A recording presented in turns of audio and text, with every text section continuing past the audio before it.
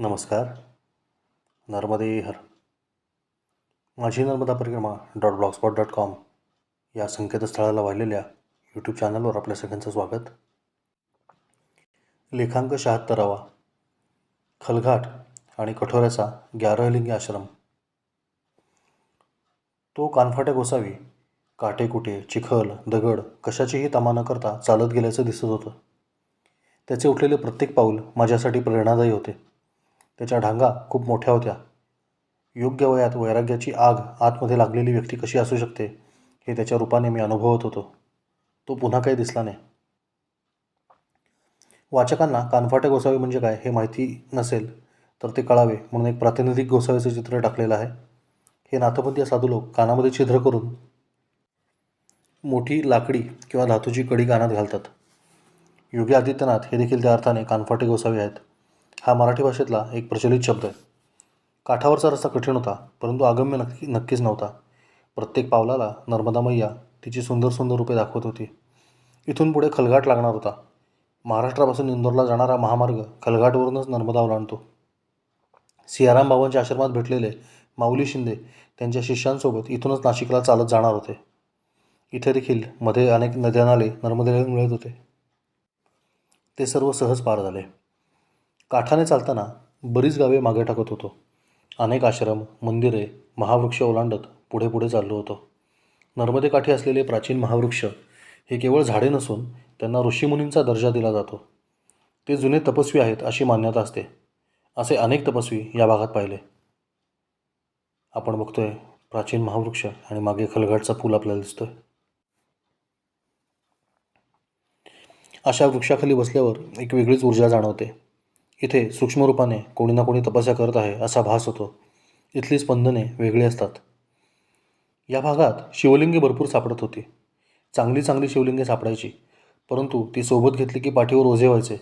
त्यामुळे मी ती पोटातल्या कप्प्यात ठेवायचो आणि पुढे जो कुठला आश्रम येईल तिथे एखाद्या झाडाखाली किंवा देवळात ठेवून द्यायचो, जेणेकरून जाणारा येणारा एखादा भक्त, भाविक, ग्रामस्थ ते उचलेल आणि घरी घेऊन जाईल.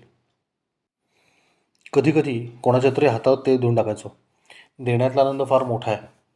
आपण तो कधी घेतला नसेल तर एकदा घेऊन पहा. जे सर्वोत्तम आहे ते देऊन टाकायचे. सर्वोच्च प्रतीचा आनंद मिळालाच पाहिजे. असो. सहस्त्रधारेचा आवाज 3 किलोमीटरपर्यंत ऐकू यायचा. थंडीचे दिवस असतील आणि निरव शांतता असेल तर कधीकधी 9-10 किलोमीटरपर्यंत तो आवाज पोचायचा. म्हणून तर नर्मदेला रेवा म्हणतात. तिचा रव ऐकू येतो म्हणून ती रेवा. मी अजूनही तिच्या आवाजाच्या टप्प्यामध्ये होतो. हळूहळू समोर 3 पूल दिसू लागले. खलघाटचे हे पूल आहेत. मुंबई इंदोर राष्ट्रीय महामार्ग इथून जातो. या पुलापूर्वी खलबुजुर्ग नावाचं गाव आहे. इथे नम्मदूस नावाचं रिसॉर्ट लागतं. रिसॉर्टचा परिसर खूप मोठा आहे. मी अर्थातच बाहेरून मार्गक्रमणा केली. पुढे साटक नावाची नदी आडवी येते. नदीचं पात्र खूप मोठं आहे. ती पार करून साटकेश्वर महादेवाच्या मंदिरामध्ये गेलो. हे आहेत साटकेश्वर महादेव आणि साटकेश्वर महादेवाच्या शेजारचा मारुती. मारुतीची सगळी रूपं समर्थ स्थापित मारुतीसारखीच दिसतात.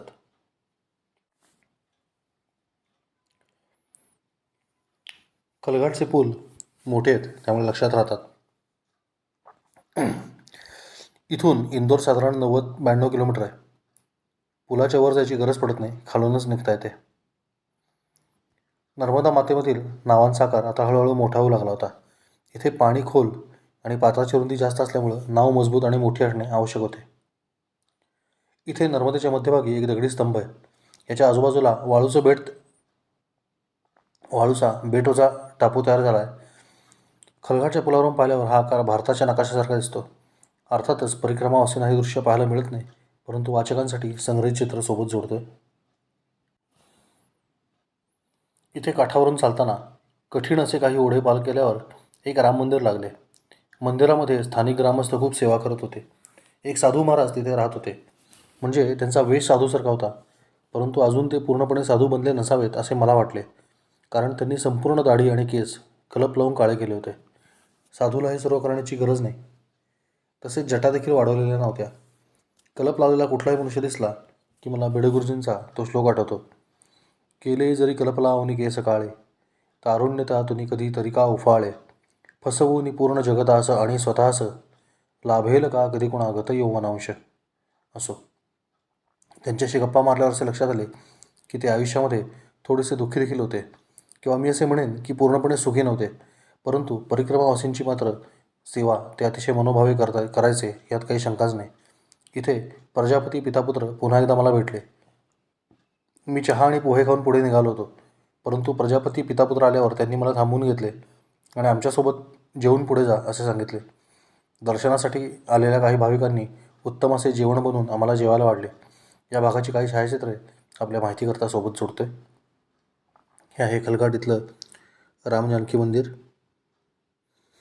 मंदिरातला संदेश आपण वाचूया. जो माँ बाप गुरु और प्रभु के समक्ष घुटने टेकते हैं उसे फिर कभी किसी के सामने घुटने नहीं टेकने पडते.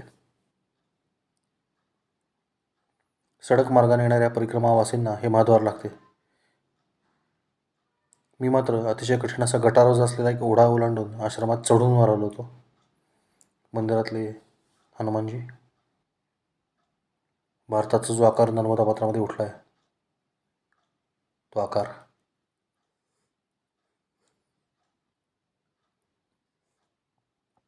हेच ते राम मंदिरातले महंत. मंदिराचे आवार मोठे आहे. बाबांना भेटायला भक्तमंडळी येत असतात. इथे सतत काहीतरी पूजापाठ चालू असतात. मी पोचलो तेव्हासुद्धा एका कुटुंबाची काहीतरी पूजा चालली होती. त्या पूजेसाठी आलेल्या काही तरुणांनी माझे फोटो काढले आणि माझ्याकडे फोन नाही कळल्यावर मी सांगितलेल्या मित्राच्या क्रमांकावर त्यांनी ते फोटो पाठवून दिले. राम जानकी मंदिर खलघाट इथं प्रस्तुत लेखक उभा असलेला आपल्याला दिसतोय आणि मागे दिसणारे भारताच्या आकारचं बेट आणि स्तंभ आपल्याला दिसेल. हीच ती जागा जिथं फोटो काढलेत. इथे उभे असलेली सवत्स धेनू,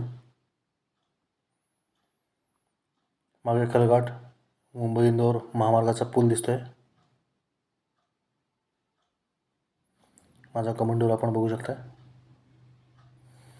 मध्यंतरी महाराष्ट्र एस टी मंडळाची एक बस अचानक अपघातग्रस्त झाली होती खलघाटला.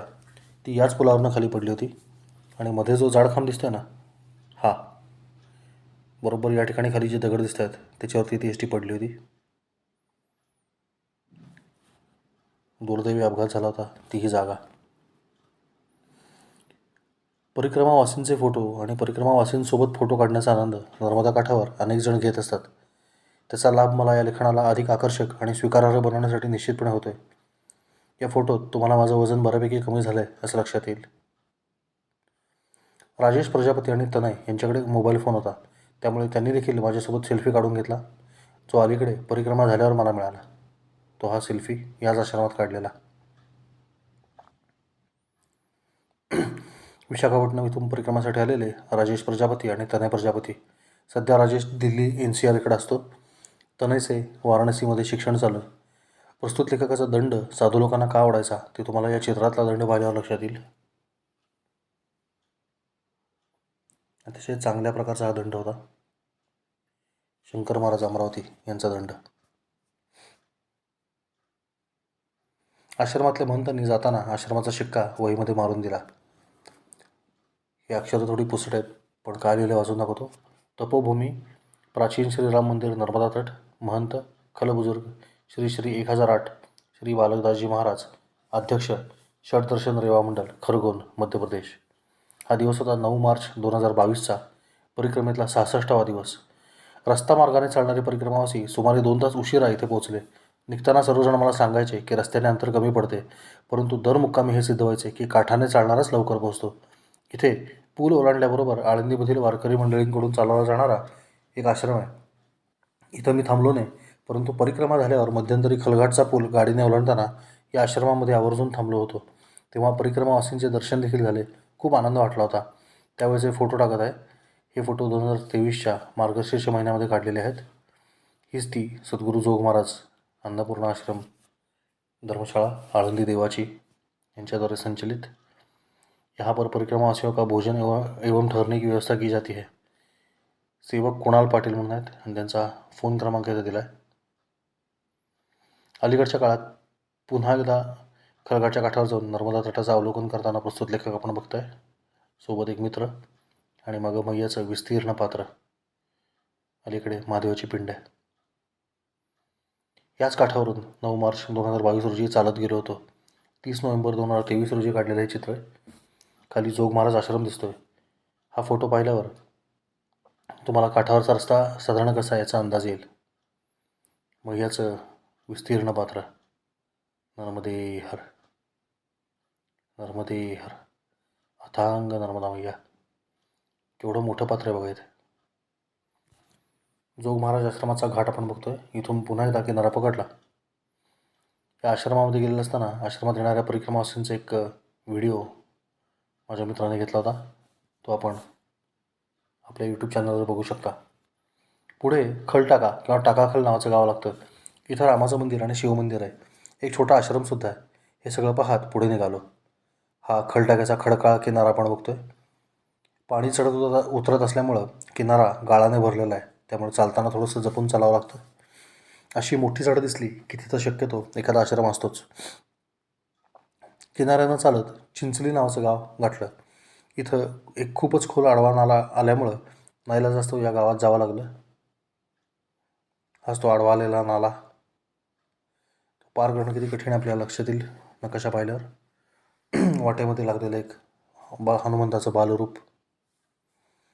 गावामध्ये उत्खननामध्ये जुन्या वस्तीचे अवशेष मिळाले होते. इथं देवनाला होता. त्याचं दर्शन घेऊन गावातून पुन्हा एकदा नर्मदेचा काठ पकडला. कठीण अशा रस्त्याने काठाकाठाने चालताना डावीकडच्या झाडीमध्ये अचानक मंदिर दिसू लागले. हे एक पुरातन शिवालय होतं आणि याचं नाव मनकामनेश्वर असं होतं. इथं भंडारा सुरू होता, त्यामुळं मांडव वगैरे घातला होता. गावकऱ्यांनी मोठ्या आदराने मला एका खोलीमध्ये नेऊन बसवलं आणि भोजनप्रसाद जागेवर आणून दिला. मंदिर अतिशय सुंदर होतं.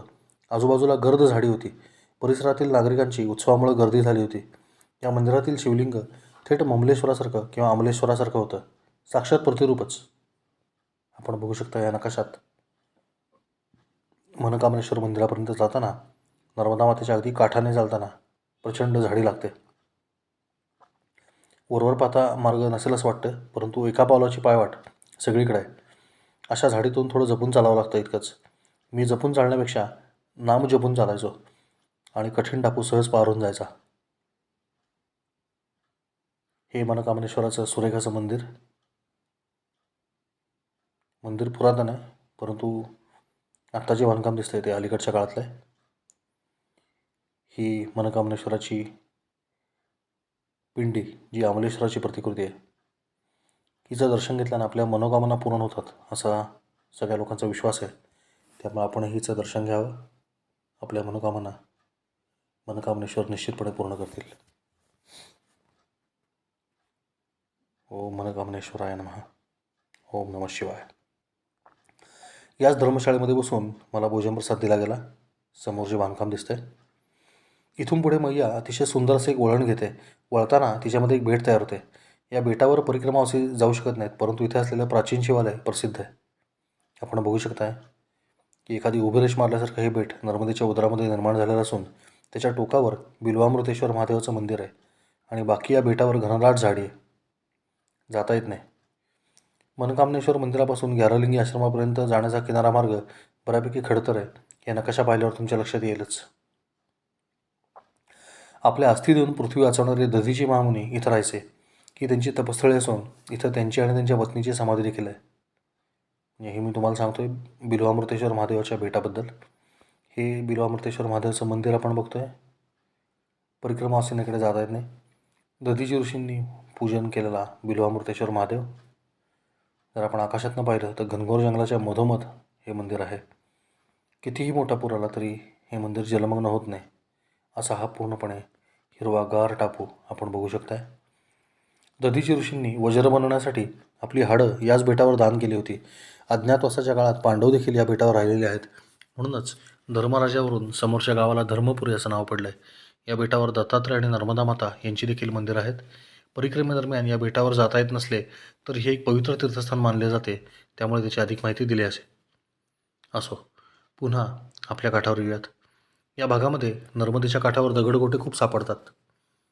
त्यांच्यावरून चालताना पायाला खूप आराम मिळतो. विशेषतः प्रत्येक पाऊल वेगळ्या वेगळ्या भागातील गुळगुळीत टोकदार दगडांवर टेकवलं की तळपायांना चांगला ॲक्युप्रेशर मसाज होतो. अशा गुळगुळीत दगडांच्या साठ्याची चालताना पावले उत्सुकतेनं वाट बघत असतात. अशा भागातून 5-10 मिनटं जरी चाललं तरी पावलांचा दिवसभराचा थकवा निघून जायचा. अशा मध्यम आकाराच्या दगडांवरून चालायला खूप बरं वाटतं. वरील दोन्ही छायाचित्रांमध्ये डावीकडील दगडगोटे पाहावेत, स्वच्छ नर्मदा जल पाहावे आणि उजव्या हाताचे बिल्वामृतेश्वराचे भेट पाहावे.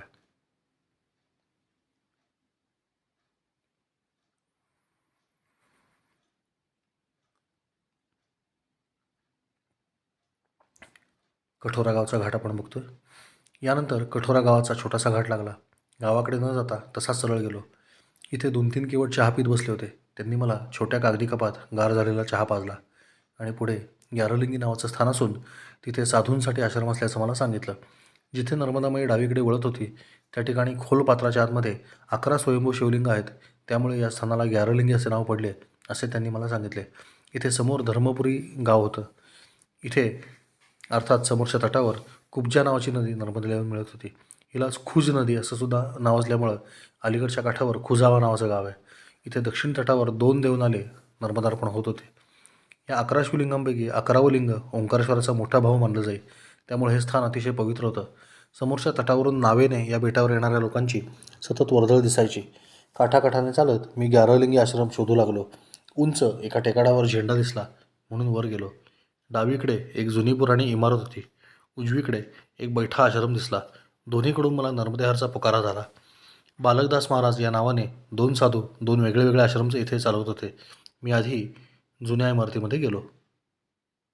साधू महाराज बसले होते. ती हीच जुनी आश्रमाची इमारत. एक प्रचंड जटाभार वाढलेले साधू अंधाऱ्या खोलीमध्ये गांजा पीत बसले होते. इमारतीच्या भिंती मजबूत असल्या तरी छप्पर फाटकं तुटकं होतं. त्यातून आत येणाऱ्या प्रकाशरेखा गांजाच्या धुराने अधिक ठळक होत होत्या. नर्मदेहर, भोले बाबा की प्रसादी पाओगे? साधूने करड्या आवाजात प्रश्न केला. भोले बाबाचा प्रसाद म्हणजे गांजा पिणे. नाही बाबा, हम नहीं पिते, हम नहीं पाते, मी नम्रपणे साधूला सांगितले. त्याच्या आजूबाजूला 4-5 भगत मंडळी प्रसाद भक्षण करण्यासाठी बसली होती. त्यातल्या एकाला चहा बनवण्याचा आदेश साधूने दिला. थोडासा निरीच्छेने तो उठला आणि अंगणामध्ये चहा बनवायला गेला. याच ठिकाणी साधूबाबांनी मला उपदेश केला, ती जागा. साधू बहुतेक बराच वेळ गांजावडत असावा.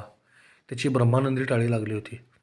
एका खोल भावावस्थेमध्ये जाऊन तो माझ्याशी बोलत होता. साधू जीवनामध्ये जो काही पक्का उपदेश त्याने आत्मसात केलेला आहे तेवढाच अशा प्रसंगी आठवतो. बाकी सर्व विसरायला होते. तो मला जीवनातील अतिशय मूलभूत अशी काही तत्वे फार चांगल्या भाषेत सांगू लागला.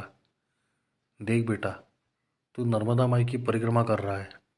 मतलब तुझे पता है जीवन में क्या करना है और क्या नहीं करना. फिर भी याद रख, दुनिया गई भाड़ में. तेरे मरने के बाद कोई तेरा नहीं, तू किसी का नहीं. दुनिया से उतना ही लगाव रखना जितना खाने में नमक होता है. दुनियादारी करेगा तो ये भी जिंदगी बेकार की मौत मरेगा. भगतरामने हातात चहा आणून दिला. साधू बोलताना त्याची नजर दोन्हीवर स्थिर होती. डोळे लालबुंद झाले होते, परंतु आवाजातली जरब कायम होती. तेरा आज का दिन आखरी है. साधूने असं म्हटल्यावर माझा चहाचा कप जागेवरच थांबला. कल तू मरने वाला है. मी आजूबाजूच्या भगत लोकांकडे पाहू लागलो. सर्वजण खदाखदा हसू लागले. साधू म्हणाला, फट गए ना. मी हातातला कप खाली ठेवून हात जोडून बसलो. पी ले चाय पी ले. ऐसी चाय पी कि मानो जिंदगी की आखिरी चाय पी रहा है. ऐसी जिंदगी जी की मानो जिंदगी का आखिरी दिन चल रहा हो.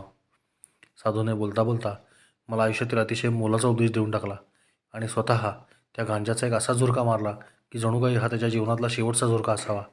आणि साधारण 5 ते 6 फूट लांब बसलेल्या माझ्या अंगावर जोरात धूर फुंकला. त्या धुराने एक क्षणभर मला पूर्णपणे व्यापले. आजूबाजूचे दृश्य अदृश्य झाले. भागो बाबाजी, तुम्हारा काम हो गया. दादाजी ने फूक मारी, अब दुनिया तुम्हारी नहीं मारेगी. एक सिनियर भगत गांजाच्या नशेमध्ये बरळला. मी साधूला नमस्कार करून त्या खोलीतून बाहेर आलो. समोरच्या आश्रमामध्ये गेलो. इथे एका झाडाखाली सर्व संसार थाटलेला होता. या चित्रामध्ये आपल्याला जुना आश्रम दिसतोय. मी इथंच पारावर झोपणार होतो, पण एका भगतरामने मला सांगितले की समोरच्या आश्रमात कुत्रा आहे, तिथं झोपावं, म्हणजे बिबट्याचं भय नाही. एका झाडाखाली कट्टा बांधून तिथे इथल्या साधूने त्याचे सर्व देव बसवले होते आणि धुना देखील स्थापन केला होता. हे महाराज देखील नित्य भोलेबाबाचा प्रसाद सेवन करायचे. यांनी इथे कमांडो नावाचा एक काळा पांढरा चपळ कुत्रा पाळला होता. तेवढा एकच प्राणी तिकडे शुद्धीमध्ये होता. बाकी सर्वच माणसे एकापेक्षा एक विचित्र वाटत होती. विशेषतः मी जिथे आसन लावले होते त्या कट्ट्याच्या समोर एका झाडाखाली अजून एका तांत्रिकाने आसन लावले होते. चित्रपटामध्ये कवटी आणि हाडे वगैरे घेऊन बसलेले भयावह तांत्रिक माणसे दाखवायची पद्धत आहे पहा. हा मनुष्य अगदी तसाच होता. काळा कुळकुळीत रंग, कुरळे लांब केस, मजबूत बांधा, कमरेला काळं वस्त्र, हातात गळ्यात अनेक प्रकारच्या माळा, लाल भडक डोळे. अशा अवतारातला हा तांत्रिक होता. त्याच्यासमोर त्याने मानवी कवटी ठेवली होती. हातामध्ये मांडीचे हाड, ज्या लांबीला सर्वात लांब जास्त असते, ते घेऊन त्या कवटीवर तो आपटत हा मंत्र म्हणायचा. याने तिथे आल्यापासून मला त्रास द्यायला सुरुवात केली. मला म्हणायचा, चेला जाओ पाणी लेके आओ. आता कोणाला पाण्याला नाही म्हणू नये अशी आपली संस्कृती आहे. त्यामुळे मी त्याला एकदा पाणी आणून दिले. नंतर त्याने नखरे सुरू केले. मी त्या माणसाच्या प्रत्येक क्रियेचं निरीक्षण करत होतो. अतिशय तामसी प्रवृत्तीचा तो जीव होता. थोड्या वेळाने त्याला भेटायला गावातील गांजाडे आले. सगळे मिळून गांजा ओढत बसले. तेव्हासुद्धा याने मला 1-2 कामे सांगितली. मी फारसे आडेवेडे न घेता ती केली देखील. परंतु याने मला चेला म्हणणे मला काही पटले नाही. सर्वच जण गांजा पीत असल्यामुळे कोणाला भुकेची जाणीव होत नव्हती. त्यात मला असे लक्षात आले की हा तांत्रिक त्याच्या मोबाईलवर ऑनलाईन मटका खेळत होता. त्याला भेटायला आलेले गांजाडेशी सुद्धा त्याच्याकडून आकडे घेत होते. कुठून इथे आलो असे मला झाले. परंतु परिक्रमेच्या नियमानुसार एकदा लावलेले आसन बदलता येत नाही. अशी देखील एखादी रात्र असू शकते. इतकाच धडा नर्मदा मैया मला देत होती. नाही म्हणाला, तिचं अतिशय सुंदर असं दर्शन मात्र मला समोर होत होतं. समोरच्या बेटावरील महादेवाचं मंदिर पुसटसं दिसत होतं. मला या माणसाची भीती नव्हती, परंतु अत्यंतिक घृणा मात्र येऊ लागली होती. या माणसाच्या हिंदीवर सांगली कोल्हापूरकडच्या मराठीचा संस्कार वाटला. म्हणून तो फार बोलायला लागल्यावर मी 1-2 अस्सल कोल्हापुरी सुभाषितं कमांडो कुत्र्याला ऐकवली. तो मराठी असल्याचं लपवत होता, पण मी तो मराठी असल्याचं ओळखलं आहे असं वाटल्यावर मात्र तो माझ्याशी बोलायचा बंद झाला. रात्री 11च्या सुमाराला साधू महाराजांना आठवण झाली की मी उपाशी आहे. त्यांनी 1-2 भगतांना कामाला लावून आमटी पोळी करून मला खाऊ घातली. तिथले वातावरण अतिशय नकारात्मक असल्यामुळे इथून कधी एकदा निघून जातो असे मला झाले होते. रात्री मला जाग आली अपरात्री मला जाग आली तेव्हा समोर असलेल्या झाडापाशी बसून ती मानवी कवटी झाडामध्ये खोचून या तांत्रिकाची काहीतरी अघोरी साधना चालू झाली होती. या पूर्ण काळामध्ये माझा ऐकणारी एकमेव व्यक्ती तिथे होती, म्हणजे कमांडो कुत्रा. तो पूर्ण वेळ माझ्या पायापाशीच बसला होता. हा कुत्रा अथवा नर्मदा खंडातील भाषेत भैरव आश्चर्यकारक अतिशय स्वच्छ होता. घरी सांभाळलेला, आंघोळ घातला जाणारा, पेडेगिरी खाणारा कुत्रा जितका स्वच्छ असतो तितका हा स्वच्छ होता. त्यामुळे रात्री तो माझ्या अंथरुणातच झोपला आणि मी देखील त्याला झोपू दिला. त्यालासुद्धा खूप दिवसांनी एखादा शुद्धीवरचा चांगला माणूस मिळाल्यासारखे वाटत होते. या भागात फारसे परिक्रमावासी मुक्कामाला येत नाहीत असे माझ्या लक्षात आले, कारण हे मैयाचे वळण आहे आणि इथं पारंपरिक प्रशस्त रस्त्याने काटेकोटे यांनी भरलेला कठीण मार्ग आहे. या भागातला काठावरचा चालण्याचा मार्ग कसा आहे हे लक्षात यावं म्हणून काही फोटो सोबत जोडतोय. त्याच्यावरून आपल्याला काठावरच्या रस्त्याचा अंदाज येईल. मैयाला उजव्या हाताला ठेवून आपल्याला चालायचे. हा येणारा रस्ता आपण बघतोय. बाभळीची प्रचंड बेटं सर्वत्र माजलीत आणि त्याच्यातूनच मार्ग काढत पुढं जावं लागतं.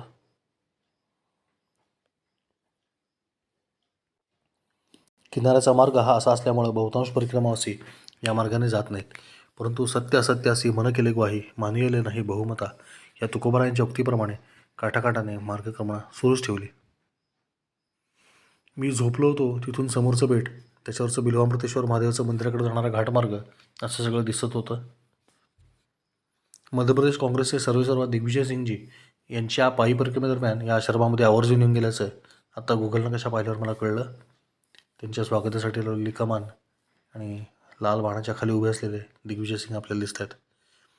उद्या सकाळी उठल्यावर तुला चहा आणि बालभोग करून देतो असं सांगून साधू झोपी गेला. मी रात्रभर विचारात पडलो. इथून कधी एकदा निघून जातो असं मला झालं होतं. त्यामुळं सकाळी चहा बालभोग वगैरेची वाट न बघता लवकर निघून जायचं मी ठरवलं. मला पहाटे उठून मी सर्व गुपचूप आवरून घेतलं आणि उजाडायच्या आधीच भल्या पहाटे उठून मी सगळं गुपचूप आवरून घेतलं आणि उजाडायच्या आधीच अंधारातून धूम ठोकली. पटापटा उतरून किनाऱ्यापाशी आलो आणि वेगाने पुढे पुढे पळू लागलो. इतक्यात माझ्या असे लक्षात आले की 2 खोल ओढे मला आडवे आलेले आहेत. मागचा पुढचा अधिक विचार न करता मी अंधारातच त्या ओढ्यामध्ये उतरून ते पार केले. छातीपर्यंत पाण्याने भिजून गेलो. या परिसरामध्ये पायवाट नावाचा प्रकार नव्हताच. झाडीमध्ये खाली वाकून घुसावे लागायचे. ग्यारलिंगीच्या त्या आश्रमातून माझी सुटका झाली असे मला वाटले खरे, परंतु मी न सांगता निघून गेलेले त्या साधूच्या उशिरा लक्षात आलेले असेल आणि त्याने माझ्या नावाने नक्की बोटे मोडलेली असणार याची प्रचितीच मला त्या दिवशी आली. त्या दिवशी मला मैयाने आश्रमात देऊ केलेल्या अन्नाचा आभार केल्याबद्दल लक्षात राहील अशी शिक्षा दिली. मैया है वह सब जानती है. नर्मदे हर. नर्मदे हर.